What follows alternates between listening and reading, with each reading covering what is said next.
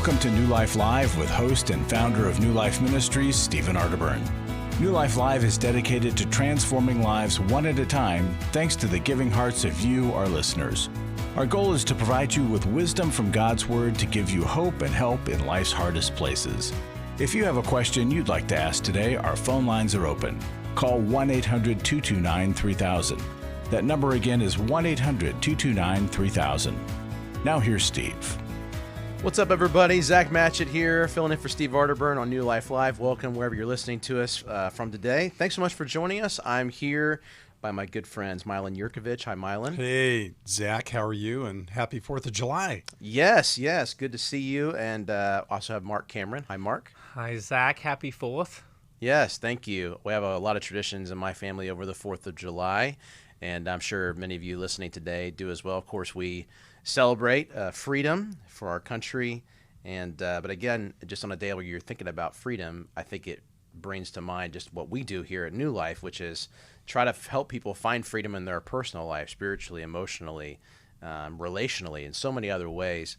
But my goodness, like finding personal freedom. I mean, there's probably people listening today. It's like, yeah, that sounds easy. Easier said than done. I've had these, issues of whether it be shame or trauma or guilt or depression, and I can't find that freedom. It feels elusive to me.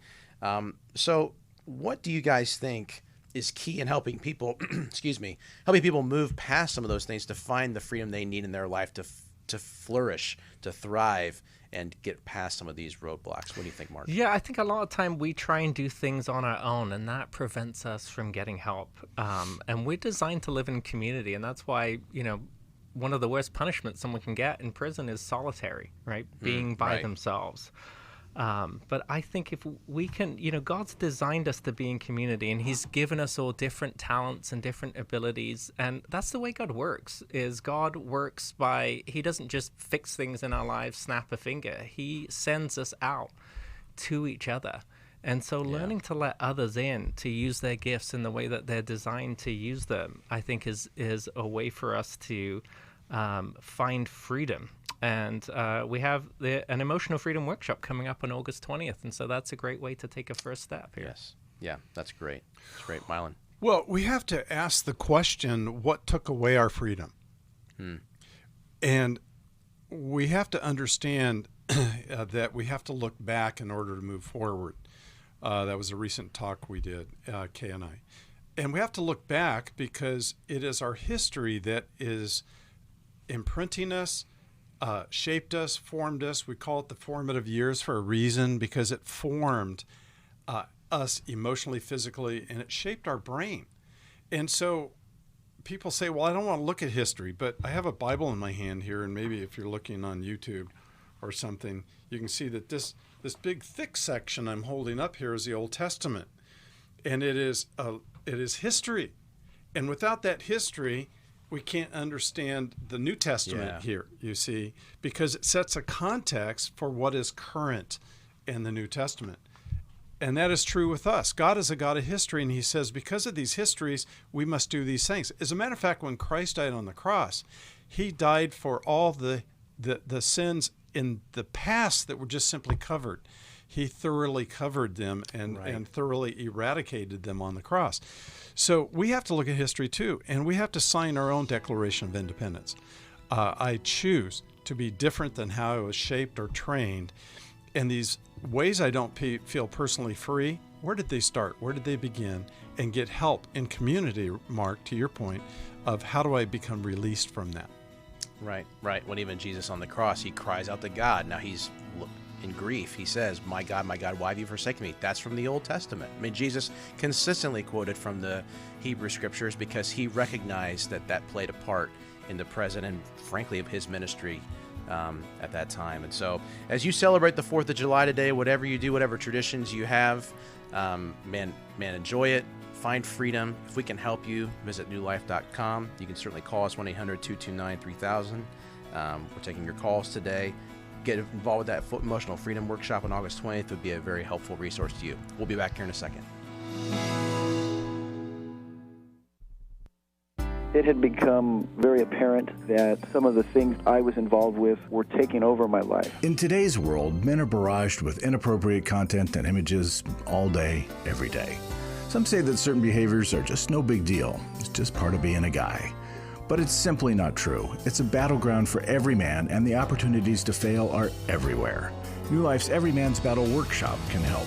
After 7 years, just one weekend, a completely changed man. For over 20 years, New Life Ministries has been helping men regain their integrity and purity through their one-of-a-kind Every Man's Battle workshop. He said, I think this is something that every man should go to. Married, dating, it was definitely life-changing. Now the workshop is coming to Washington, D.C., July 8th to the 10th.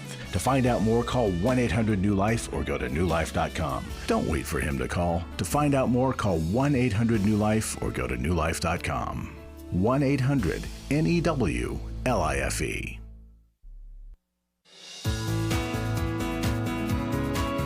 To find out more information about New Life or to order any of the resources mentioned on today's program, call 1-800-NEW-LIFE. Now back to New Life Live. Hanging out with you guys today, Zach Matchett, Milan Yerkovich, and Marc Cameron. Happy 4th of July, wherever you're listening from. Thanks for making us a part of your day. Again, we talked about before the break this emotional freedom workshop that we have coming up on August 20th. But we have a lot of resources that you guys can take advantage of here at New Life. Just visit newlife.com. Whether it's sexual integrity, getting help for your marriage, your parenting, dealing with the wounds of betrayal, whether that be sexually or maritally or otherwise.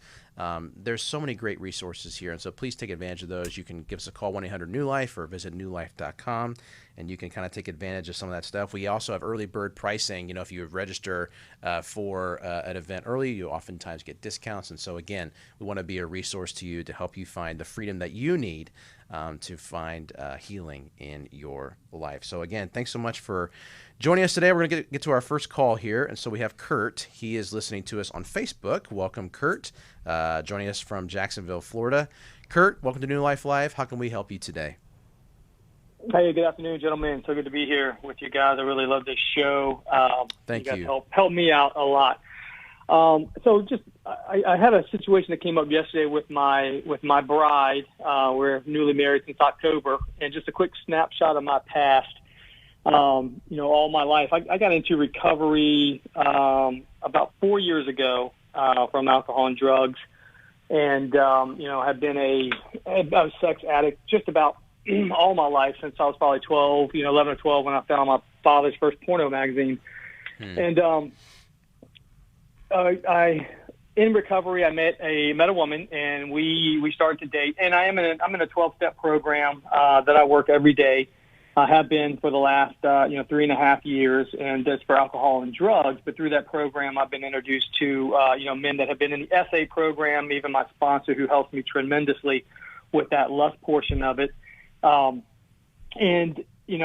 was a liar, a cheater, and could never be faithful in a relationship, all of my life. And then as I got into this relationship about a year, it was 2 years ago, I guess, we dated for a year and 10 months before we got married. And we decided, that was full disclosure with her. And then those of you that know the steps, there was a fifth step on like my third date, which I probably shouldn't have done that. But completely disclosed my past to her, and we went about things differently. We decided to, with the help of my sponsor and her sponsor, and we took all the physical off the table, and we didn't sleep together. We had no sex. We even portioned out holding hands, kissing, French kissing, and so we went into the marriage, God's way. For the first time I've ever done anything like that, and it's been fantastic. It's been amazing, and my past has been checkered with lots of porn sites, all the sexual misconduct. And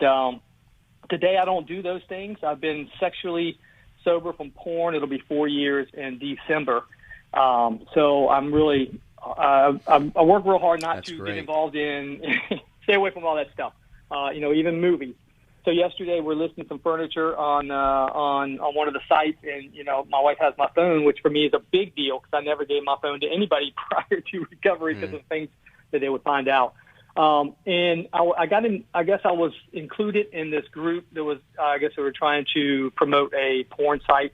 And I didn't even realize what was going on with it, and it had been sitting there for almost 2 weeks or 3 weeks. And I maybe I glanced at it, but I didn't open it and didn't recognize what it was.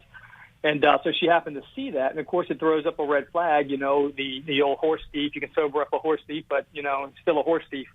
And today I'm completely innocent, and I'm just not sure how to respond to her. She is an amazing woman and has a lot of trust in me, and I'm sure this is it's just a speed bump in the road for us. And the great thing is I know I can look her in the eye and know that I had nothing to do with it. But I don't know how to respond, I guess, in this instance when I'm not guilty, if that makes sense. And I feel like I can overstate that I didn't do it, I didn't know anything about it, because that's what I've always done in the past when I was guilty.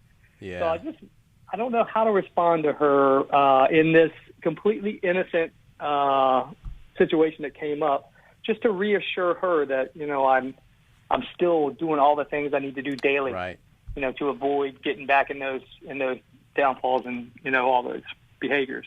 Yeah. Kurt, thanks so much for calling today and being so open about just your journey. And I want to applaud you for the steps that you have taken, just with the 12-step group and just some of the recovery that you've been a part of and your sobriety. And, man, way to go. Keep going. But because of this reaction, it seems to have brought up, things from the past, and it's created a reaction. And now you're trying to figure out how to wisely address the situation. Gentlemen, I'll throw it to you guys. Whoever wants to go first here. How would you coach Kurt on how to maybe have some integrity, knowing that was compromised in the past? Hey, Kurt, thank you for your hard work, and I respect that what you have been doing with respect to addictions of all types has been really a lifetime since you're a young age. And I appreciate you wanting to put aside that old self and put on a new self. I love that. A couple of things. Number one, I wouldn't defend yourself at all. Now that has an asterisk on it. I'm going to come back to that in a moment. Your goal with your wife is to validate her and say, you know what, I could see why that would be alarming. How do you feel today? Oh, that makes total sense. I understand.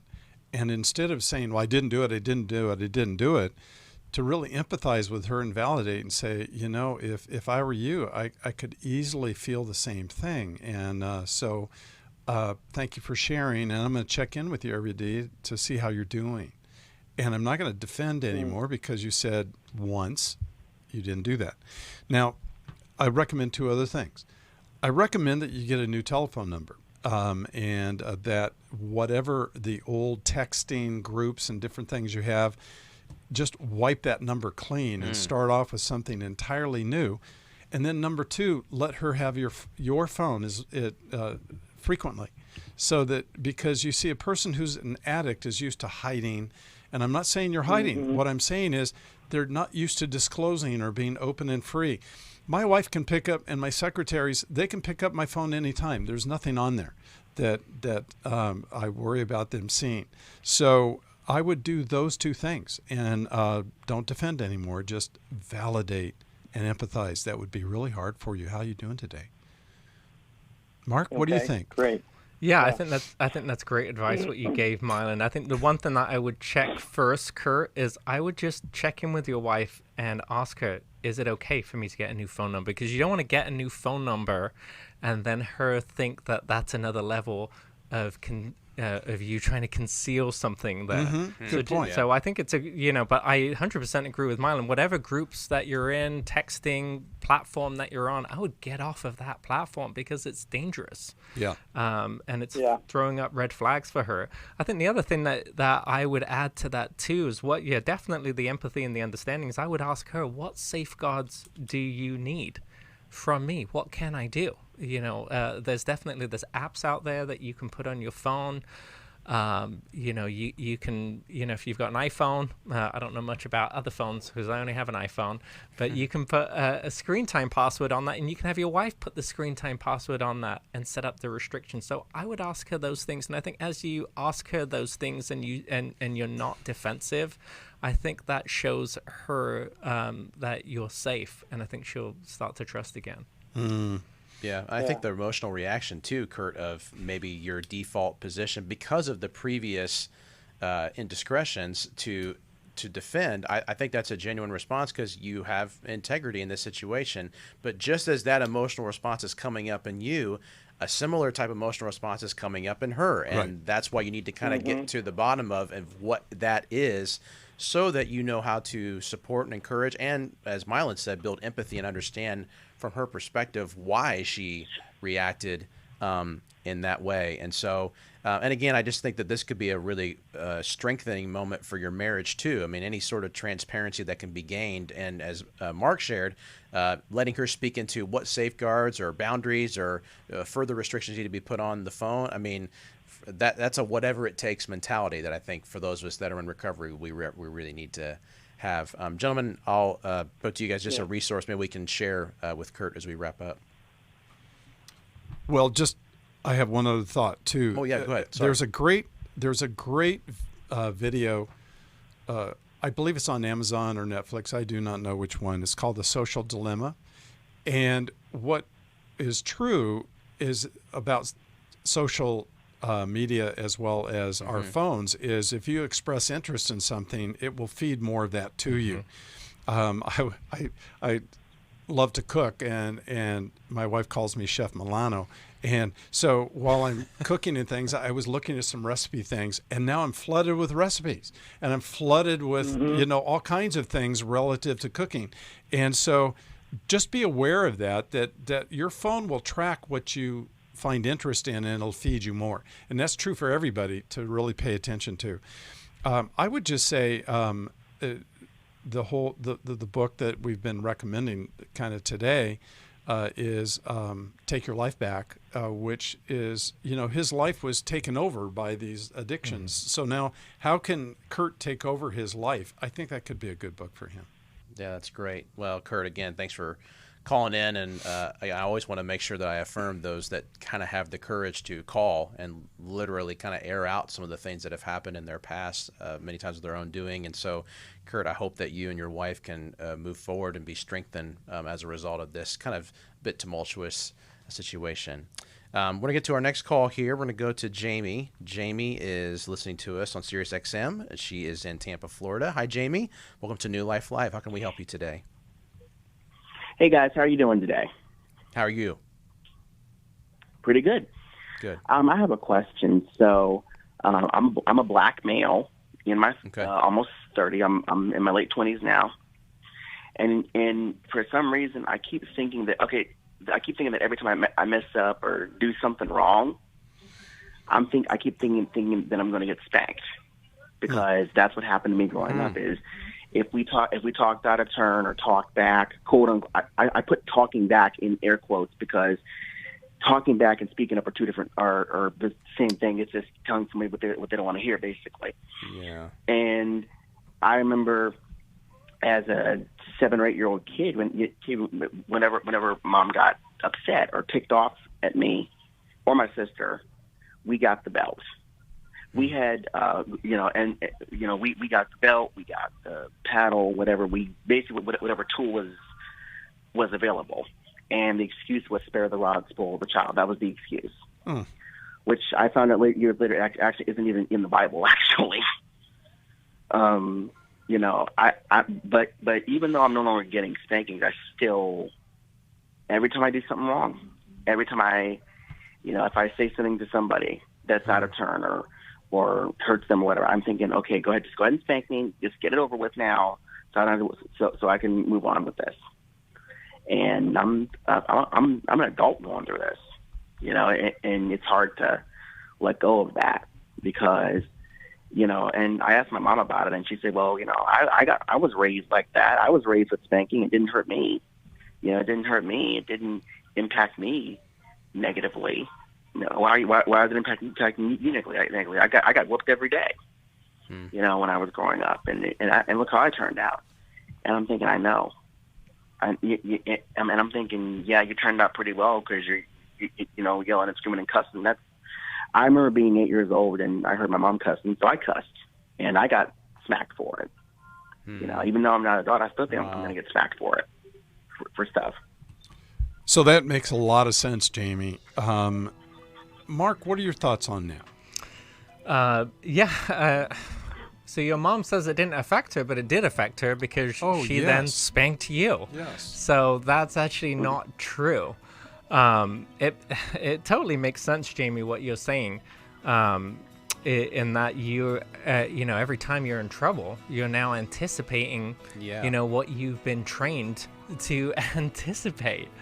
And that's the way our brains work. God's designed our brains in this wonderful way. And, as part of that design, negative emotions are also elicited too, in an adaptive way. So we're running out of time here, and I got some other thoughts, so I'm going to throw it to you, Zach, and then we'll come back after the break. Absolutely. Yeah, Jamie, stay on the line here. We'll let Mark finish his point, and I'll throw it to Milan. But again, thanks for calling today. We'll be right back. My husband was involved with pornography addiction. He was unfaithful. I called the wedding off. He stepped out on the marriage and ended up having a child. The Restore Workshop is designed for a woman dealing with a man's sexual addiction issues. My husband is a recovering sex addict. There were strip clubs, other ladies. If you've been affected by betrayal, an emotional or physical affair, or pornography, the Restore Workshop will equip you with support and tools to help you through. Restore has empowered me and has given me the tools to work through my anger, work through my pain, work through my confusion, and help me realize that I am worthy. Being here and being surrounded by people who get it has given me my power back. The Restore Workshop is coming to Dallas, Texas, July 15th through the 17th. To register or to find out more, call 1-800-NEW-LIFE or go online to newlife.com. Thank you, Restore.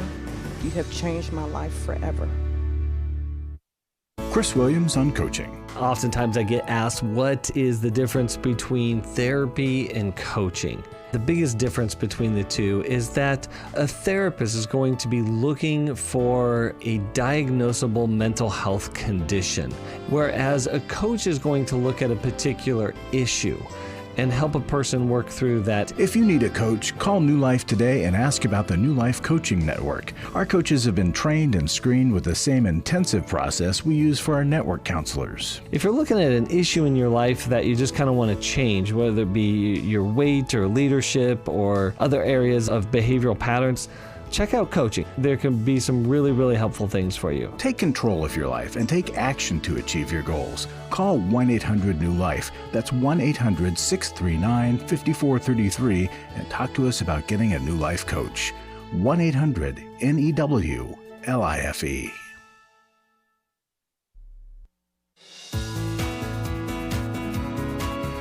We'd love to hear from you. If you have a question or a comment, call toll-free 1-800-229-3000. Now back to New Life Live.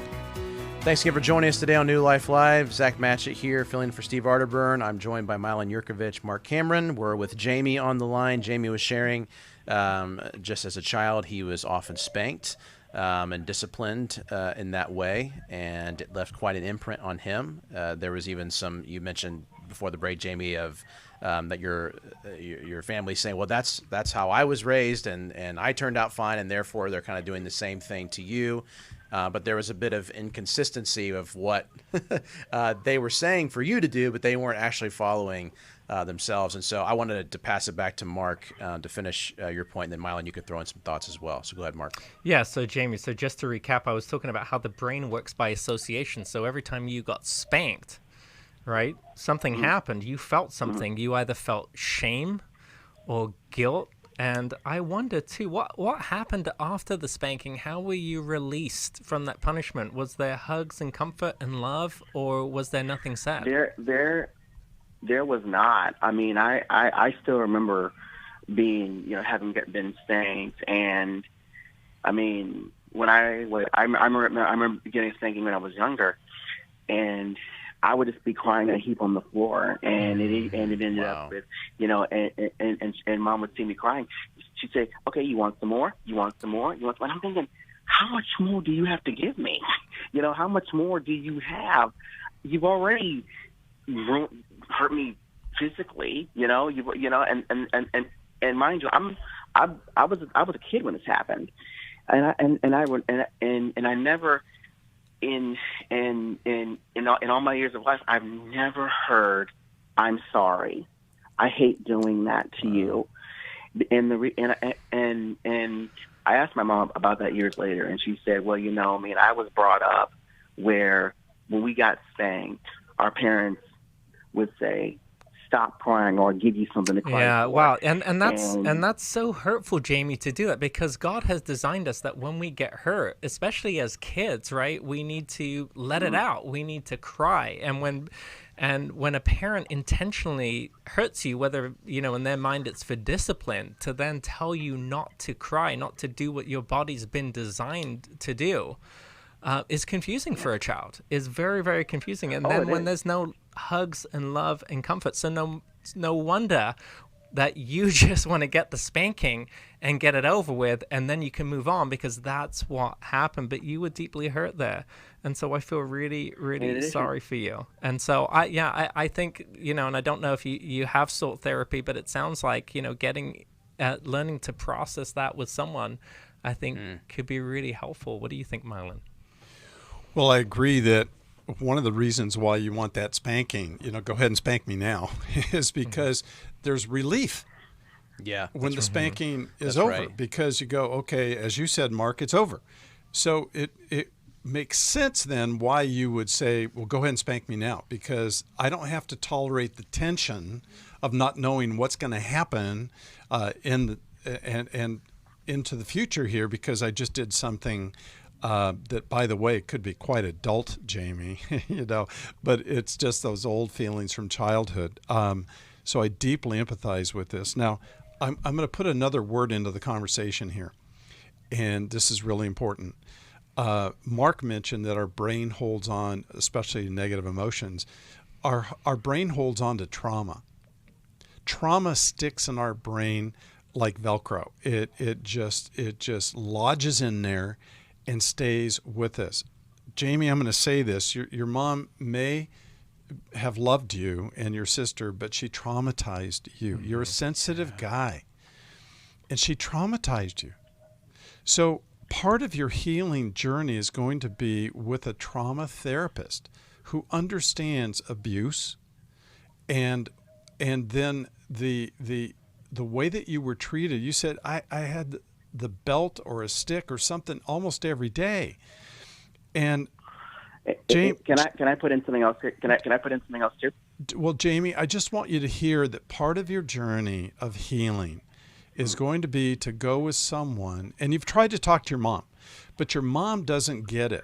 She hasn't been able to say, I'm sorry. She hasn't been able to say to you, what I did was done to me, but that was not a good thing, that what happened to me. So, Jamie, I really want to encourage you to get involved with a great therapist there in Tampa, who could just help you, that is trauma trained, to help you get over this. And I think that's one of the most important things you can do. And I think just the final thought that I would add in there, Jamie, too, is, Milan talked about negative emotions, that intimacy can actually occur through negative emotion. And so, like I said, there was no hugs, there was no comfort, there was no love. And so what you learned, after mistakes was this hurt, this guilt, this shame, but then this move on. But we actually need repair and reconnection in order to be able to move forward in relationships. And you miss that part. And I think having someone help you learn how to do that, I think would be really helpful. Mm-hmm. Yeah, absolutely. Yeah, Jamie, what were you going to share real quick? We just have a minute left. What were you going to say? And the same thing, because in addition to spanking, we also got cursed out a lot as kids growing up. And my mom would say, well, I was raised with cursing, and I'm never going to stop cursing. I was raised that way. And I'm like, just because you're raised that way doesn't mean that it's okay. Right. So that was abuse, Jamie. And your mom most likely won't admit that, because it's hard but that's abuse. Yeah, well, it's another reminder too that when, as parents now, if you are a parent, that your kids respond to what you model, not what you say. And if they sense a disconnect of that, it really throws them for a loop. And in this situation, there is trauma. And so I totally encourage you, Jamie, to find a therapist in Tampa and get some help. If you need anything, visit us at newlife.com. We'll be right back. For most of my life, I've been dealing with an opiate addiction. Why is opioid addiction quickly becoming one of our nation's biggest killers?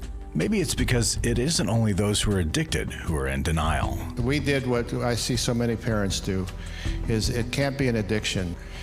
There's something medically wrong. It's impossible to solve a problem when you don't know what you're up against, and families will try to find any explanation except the one that will put them on the right path. Alcoholism and drug addiction is a family disease. It doesn't affect just the individual. If someone you love is abusing painkillers, know what you're up against. It's time to admit it's addiction and seek treatment. Call us today at 1-800-NEW-LIFE. We have Christ-centered partner treatment centers around the country. Call 1-800-639-5433 or visit us online at newlife.com. We just made a decision. We will do whatever it takes. 1-800-NEW-LIFE. I was really living a very anxiety-filled life. I turned on New Life, and the topic that day was about anxiety. And just by listening, I got relief. You can help New Life stay on the air by joining Club New Life today. When you sign up to support us monthly through Club New Life, we'll send you the new member thank you gift of the Life Recovery Bible personal size, the 1-year Life Recovery Prayer Devotional, the New Life Journal, a New Life pen and highlighter, and a New Life zipper tote to hold it all. Plus, there are ongoing benefits like access to the Club New Life video library, the monthly Club New Life CD or download, quarterly resources, free shipping on purchased resources, and discounts on workshops. Call 1-800-NEW-LIFE. That's 1-800-639-5433. Support Club New Life, and together we can help hurting people find help and hope in life's hardest places. Call 1-800-639-5433 to join Club New Life today.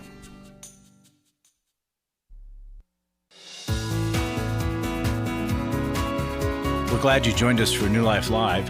To be a part of the program, call 1-800-229-3000. Now back to New Life Live. Thanks again for joining us today on New Life Live. Again, welcome to wherever you're listening from. I'm here with Milan Yerkovich and Marc Cameron. I'm Zach Matchett, and we've been taking your calls today. Thanks again just for, reaching out and getting some help. And I want you to know, man, for those of you that are listening that have contributed and given generously to New Life as a ministry, thank you. You are making it possible for people like Jamie and others that have called today to get the help that they need. And we are able to continue to help people face their most difficult situations. And just know that we're in the middle of this match campaign, and know that every gift that you give will be doubled, will be matched in some way. And so just know that when you give, you are sowing directly into life change that somebody can face, whether it's to find a recovery group, to get pointed into the right direction of therapy or counseling, to get a resource or a book of some kind. Just know that you're making a difference in somebody's life. And please feel free to share this show, whether it be at the podcast, the YouTube feed, or whatever, with somebody that may need it. We want to do everything we can to help those that are in need. And so I wanted to say thanks. Even as we celebrate this 4th of July and celebrate freedom, people are finding freedom because you have given generously to this ministry. So thank you so much. We've got a couple more calls here, so I want to get to them. We're going to go to Lily first. Lily is listening to us in Maryland. Hi, Lily. Welcome to New Life Live. How can we help you today? Hello. I love 4th of July and freedom. And my problem today is that I can't seem to turn off the news. And there's so much going on. I feel a responsibility to know what's going on, but it's affecting me too much. And I do see a therapist now. I wasn't sleeping well for weeks and weeks, with COVID and family problems because of COVID. But I just, it's important stuff, especially the January 6th hearings, but too much of it. And I find myself getting addicted to something else these days. I'm already an alcoholic. So can you offer me some good advice Yeah, well, we're in the constant news cycle, Lily, and we have more, I want to say it, more access than ever. We are more accessible than ever in terms of getting the media that we want to consume or being able to reach out to people. And it's probably more important than ever to set up good, firm boundaries with how we consume media, because if we don't, it will consume us.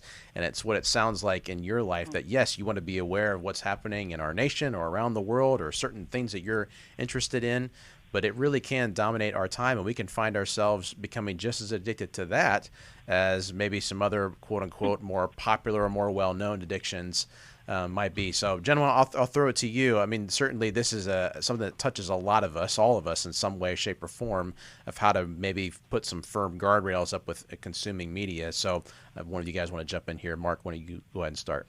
Well, Lily, it sounds like you have a lot of anxiety, and the news is designed to produce anxiety. I used to live in Florida, and South Florida, and there's a lot of hurricanes there. And whenever a hurricane came, it was tracking the storm. It was 24/7, and sometimes hurricanes stop. And so even if the hurricane, stopped, it just was floating in the ocean. And it could be days away, it was still just tracking the storm 24/7. And so it's designed to produce anxiety. And it sounds like you've got a lot of anxiety going on in you. Where does your anxiety come from? Well, I'm a sensitive person. Mm-hmm. And I kind of take on responsibility that doesn't really originate in me. It really, like AA says, I didn't create it. I can't cure it. Mm-hmm. I take on things that are not my business, and yet I ignore some of the things that are my business, and only I can, work on. And those things I don't do so much, but I take on more. Isn't that silly? It sounds silly when you say it out loud. And where does that come from? Because typically people who do that, they've been trained in a certain way to do that, and typically from their childhood. Did you have a parent who would overshare with you, or make you take on their problems, or maybe a sick sibling? Yeah, my parents, they had a crisis pregnancy. It happened to be me, and so they hated each other for the next 50 years.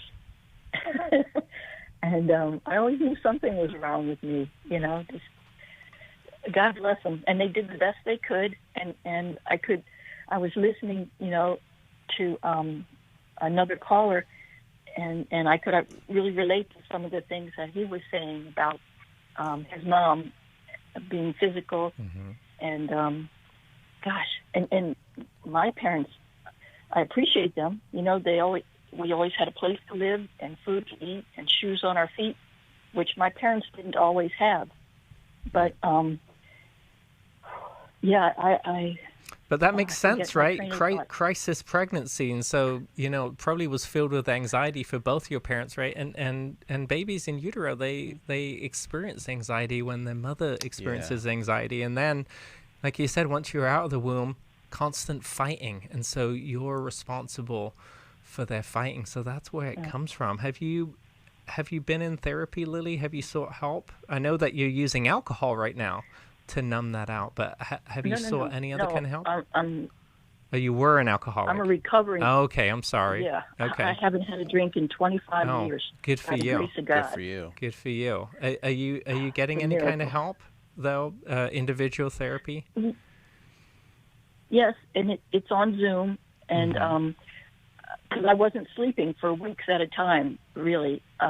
Well, not every night, not sleeping, but it was real serious. And only now, while I've been able to get to sleep and maybe catch up a little bit, my goodness, I feel so much better. I didn't realize how far down I had gone. Good. Is it helpful via Zoom, Lily? Yes. Oh, okay. yes. Good. It certainly is. Yes. Good. Well, I'm glad you're getting help. Go ahead. Yeah, I have trouble asking for help. I'm a typical recovering alcoholic. We have trouble asking for help. And you may have to have your therapist challenge you with that. You may have to have him or her every week say, okay, Lily, I want you to ask for help, and I want you to pick one circumstance that you're going to deal that in, and then I want you to come back and we're going to talk about it and maybe help you identify an area for that week. Okay, so I think that would be that could be a good idea. Milan, what do you think? Well, people who are raised to be hypervigilant and overly observant and then highly responsible are shaped that way by their painful circumstances at home. And so you were shaped by your family to be that way. It does not need to be the way you stay for the rest of your life if you say, I want to lay aside these old parts that aren't working well and put on something new. And you're going to need to do that in community and in a group, for instance, like codependence type of a group, which is about responsibility. Codependents, tend to feel responsible for things that they don't need to feel responsible for, and to get in other people's or situations that they over involve themselves. And so to have somebody help you, like Mark was saying, help me see what I'm doing and what steps I'm taking that need to change. And I personally had to learn to do that. I was hypervigilant as a child, and to this day I still see and hear everything around me, but I don't have the responsibility factor that I personally have to fix that. And so that is a great freedom that I enjoy, and it's great to be able to enjoy that. One last thing, and that is the realization. Are you a Christian, Lily? Yes. Okay, good. All right, I just want to make sure. The Bible talks about what the world is going to look like before Christ returns. And it doesn't get better before he returns. It gets worse. And so when we look at all of these crazy, from every single detail we could ever imagine, we are being assaulted with negative news. I just lament. I'm sad. But I also realize that we are closer and closer to the second coming of Christ, and I take joy in that, and I rest in that. So I don't feel, all weirded out that I have to figure out what to do about all this. Nobody's going to be able to fix it, by the way. But I just said it's an encouragement that Christ is coming, and he will straighten everything out. Absolutely. That's a good word, Milan. And I think for all of us, we have that accessibility, and you need community to process it with. And so maybe replace the time that you would use consuming the media and watching it, and replace that with processing it with a friend, processing the events of the world in community and talk it out. That might be a much more healing thing to do. So thanks so much for calling in, Lily. We'll be right back. I'm a mom, 87, of 9 children. How do you relate to me as a mom? I'm living with my daughter and her significant other. I've done some things that has upset him. Hi, Steve Arterburn here. Courageous Parents, Transforming Relationships with Your Adult Sons and Daughters.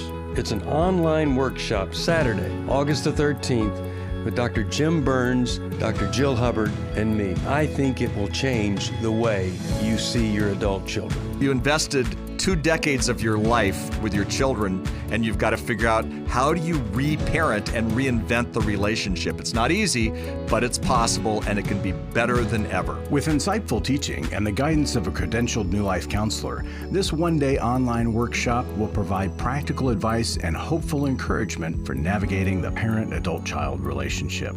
Call 1-800-NEW-LIFE to register or to find out more.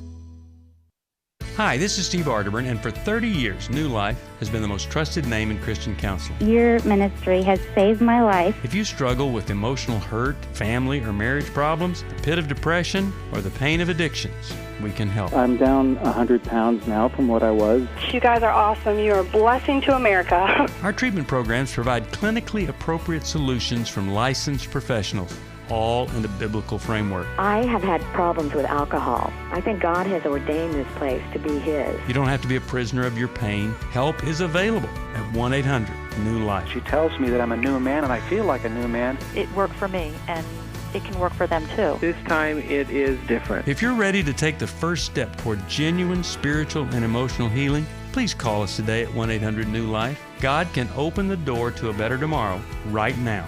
Call 1-800-NEW-LIFE. That's 1-800-639-5433.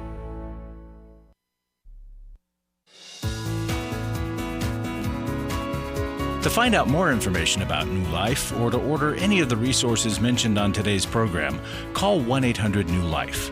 Now back to New Life Live. Thanks again for joining us here at New Life Live. Zach Matchett is here filling in for Steve Arterburn. That's me. Marc Cameron and Milan Yerkovich are with me. Lily, that we just chatted with on the phone before the break, we wanted to actually send you Milan and Kay's book, How We Love, and Mark, you were mentioning there's a specific area in that book that you thought would be helpful. Do you want to mention that real quick? I think it'd be helpful for other people. Yeah, I think at the beginning of How We Love, it talks about how our childhood has impacted us and shaped us, and we got to there with Lily. She was able to identify that, and specifically, it sounds like Lily has a pleaser attachment style, and I think it would be really helpful for her to read about that and understand that and see why she takes on problems, and then understand the growth goals and the ways to get out of that attachment style. It's a great book. Good. Janet's going to be our next call here as we finish up today. Janet, hello. Welcome to New Life Live. You're listening to us in Georgia, looks like. How can we help you today? Hey, guys. Thanks so much for taking my call. You're welcome. I really appreciate it. We've been Club New Life members for 5 or 6 years now, so we really believe in the program. That's awesome. Thank you. Absolutely. A little bit of real short. My daughter-in-law lost her brother to suicide, and she is a Christian. Really, really struggling. It's been about 4 years now. But I kind of saw a little bit of a transition in her to where she became withdrawn, and I see she's struggling. And then in some of the visits that one particular visit we visited their house, I realized that she had some things like seeing bowls and crystals and things like that, and it kind of took me off guard, and I was like, wait, what is that? And so I sat her down and just kind of had a conversation with her, not kind of beating over the head with the Bible, but just kind of saying, hey, as Christians, we don't, that's not the way, we deal with issues. I didn't even look at it as that she was doing it to maybe be closer with her brother or whatever. I just kind of thought, okay, I'm not sure why. So anyway, I just kind of had a conversation, and then we've gotten really distant since then. Like, she doesn't talk to me that much. My son called me and said, Mom, Gloria really loves you, and you're that mother figure to her, and would you please reach out to her, not telling her that I told you, but she really craves you guys' relationship. But again, I thought she started school, and I thought she was just had just thrown herself into school, but not so much. So I just need to know, how do I get back in? I mean, what kind of conversation do I have lovingly to kind of let her know that I'm not judging her? So that's kind of my question. Yeah. No, thanks, Janet, that's good context for us too. Anytime there's a fracture in a relationship, or at least one that you're perceiving, it can be tricky to figure out what that best next step is to try to restore that relationship, or at least have an openness again, maybe like what you once had. But there's been this very traumatic experience that has rocked your daughter-in-law, certainly in a major, major way. Gentlemen, what do you think? Yeah, well, I think your son's giving you some good advice there, Janet. And I would just call her up. If you guys live close to each other, I would call her up and just invite her for lunch. It sounds like she's craving that relationship, and she looks up to you. And if you think, as you start to build that relationship, if you think you may have offended her, with the rocks or the crystal situation, I would just bring that up and just say, hey, you know what? Something's bothering me. I was thinking about this, and I wondered if I offended you, and I think you were just trying to be close to your brother, and I'm so sorry if I did that. Tell me what you miss about your brother, because I really want to hear more about that. Right? And I think just kind of opening that up, because suicide, it's really hard, suicide. Right? It's hard enough when someone dies, but when somebody takes their own life, it's so hard to wrap your head around that, right? Especially if it's someone who you're close to. So I love your heart, Janet, and I love that you're wanting to be closer to your daughter-in-law. What do you think, Milan? Well, I agree 100%. I think, Janet, the mistake we all can make as Christians is to want to correct the world around me that we see, or around us that we see, isn't in conformity with what we think Christianity is. And I think we have to look for windows where we can get into people's lives where we're invited in. And so I overlook a lot of things that are happening around me in various family members' lives. I don't react to them. I just work on building the relationship without reacting to what I see around me. And so, because what I want them to believe is I love them for them, no matter what they're doing right there. Now, I realize that I'm not trying to take that discussion too far, but if I see something like that, I wouldn't say anything. But if you started off by saying, maybe I came on a little heavy with you on that, because she could feel as though what a visit was supposed to be ended up being a lecture, or that she was criticized or being judged. So I love Mark's point that to clarify that and just say, how did I make you feel when I said that? And, and then really own that part, and then talk about her brother and how she's doing. I think you have a chance to do two things there, Janet. And I love your love for the Lord. Don't get me wrong. I just think we have to be careful what we say and when we say it. Yeah, there's a lot of wisdom in that. And I think sometimes, too, owning up to things, whether we think they are small, inconsequential, or maybe not as big of a deal, when we own up to them and we express sorrow and contrition, it's very disarming for the other person that is then talking with you, and it may open a door to a conversation that they feel safer to open up about, maybe what's really going on, or how that made them feel, and maybe even begin the repairing of that relationship. Do you still have, what kind of regular contact are you having with your son about this particular latest incident? He just told me this weekend, so that's pretty fresh, but okay. She actually works for me. So we have regular contact. It's just that we don't have that closeness that we used to have. Mm-hmm. So this is so you're basically you're seeing one another, and there's a lot of interaction, but there's a bit of a closed nature. So it kind of keeps reappearing in front of you. Is that a fair assessment? Right. Yeah. Yes. And again, I thought she'd just kind of thrown herself into school, working full time, being a full time mother, and being a full time student, and trying to balance. But of course, coming to find out with his help, my son's help, that she feels kind of distant. So yeah. Yeah, no, I appreciate that. What's a resource we can send Janet that maybe would be helpful for her? What do you guys think? I'm thinking.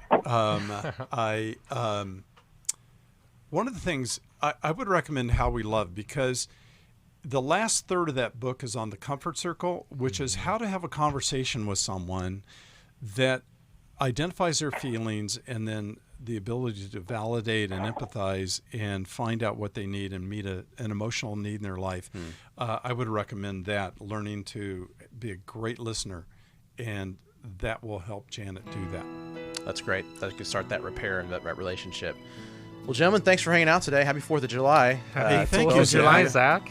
Yeah, thanks so much. I want to share this quick scripture. This is from the New Testament. Galatians chapter 5, verse 1 says this: "It is for freedom that Christ has set us free. Stand firm then and do not let yourselves be burdened again by a yoke of slavery. Live in this freedom, friends. Have a good day. Thanks for listening. We hope this program has helped you by giving you insights for handling the challenges you face in your life. We want you to know that we're here for you, but you also need to know that New Life Live is a listener-supported ministry. To make your donation or to get any of the resources mentioned on today's program, call 1-800-NEW-LIFE. That's 1-800-639-5433, or write to us at New Life Ministries, P.O. Box 1029, Lake Forest, California, 92609. Please join us again tomorrow for New Life Live.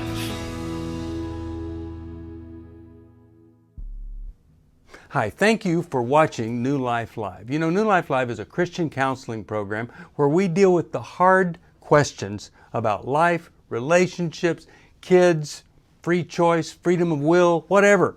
It's all right there on New Life Live every day, every weekday, 1 p.m. Eastern, 10 a.m. Pacific.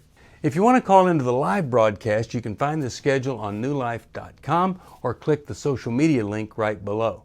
You can see every episode of New Life Live on the New Life YouTube channel. Watch it with a friend, watch it later. Be sure to subscribe and hit that bell so you'll never miss another episode. So if you want to listen on the go, download the app. The link is right below. And I hope if you need some information, if you want to get some help, you'll call us at 1-800-NEW-LIFE. And I'll see you next time.